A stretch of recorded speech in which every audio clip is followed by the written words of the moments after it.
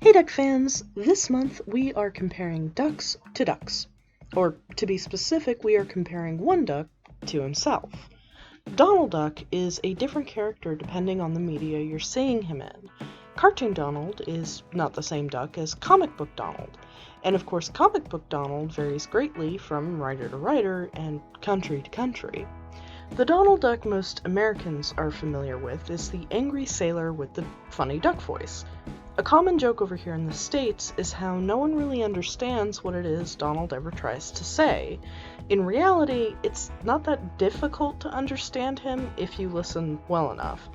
I've never had a problem following him. In recent years, they've made it even easier to understand him because he's primarily in children's shows now, and kids need to know what he's saying. It is interesting to note that at this point, he is the only duck character in contemporary animation that has this speech impediment.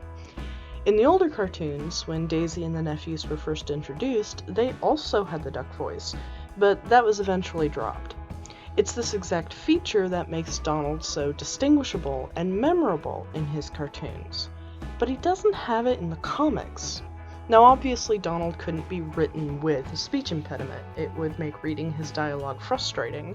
Not to mention I'm not entirely sure how his specific speech quirk could be translated to written word.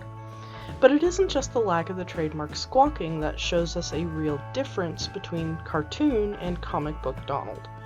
Where cartoon Donald is quick to anger, jealous, and selfish, comic book Donald is a deeper, more nuanced character. Of course, his personality does change a bit depending on the writer.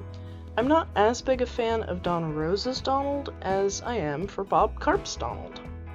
One example I can give that shows us a distinct difference between cartoon Donald and comic book Donald can be seen by looking at the comic Daisy's Dress, written by Tom Anderson, and comparing the personality, attitude, and actions Donald portrays with his role in the cartoon Cured Duck.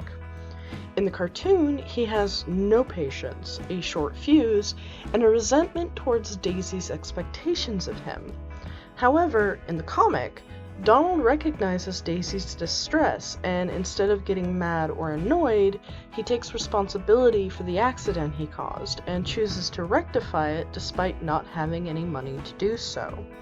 He thinks on his feet, gets a quick babysitting job, and manages to get Daisy's dress dry cleaned before the event they attend that night, that she had wanted to wear the dress too. Here, Donald exhibits cleverness and compassion that we don't see depicted regularly in animation.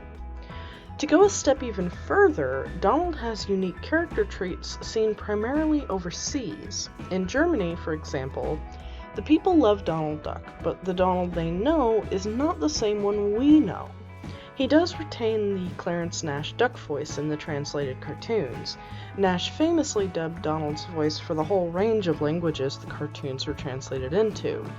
But it's in the comics where we see Donald really shine as a more unique character. The reason for this is entirely based on the woman who translated the English comics into German. Erica Fuchs transformed Donald and other citizens of Duckburg into academics, fond of art and literature. Her Donald is known for quoting classic authors and being a well-spoken philosopher in his own right.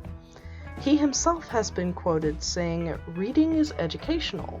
We learn so much from the works of our poets and thinkers."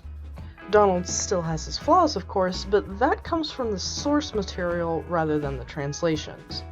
Dr. Fuchs was tasked with translating Karl Barks's works into German. She didn't write the stories herself, but she did put her own spin on what was going to be said. Donald is far more eloquent with her scripts than with anything any American writer has come up with. There are people who don't like Dr. Fuchs's translations, and I'm pretty sure none of those people are German. There are complaints of her twisting Barks's meanings and adding her own political beliefs into stories that originally had no real moral whatsoever. These people find it insulting that she changed the scripts, that she was being unfaithful with her translations. To To this, I'm going to say that when translating something from one language to another, it's virtually impossible to do a perfect one-to-one translation because you aren't just changing the language, you're taking something from one culture and trying to integrate it into another one.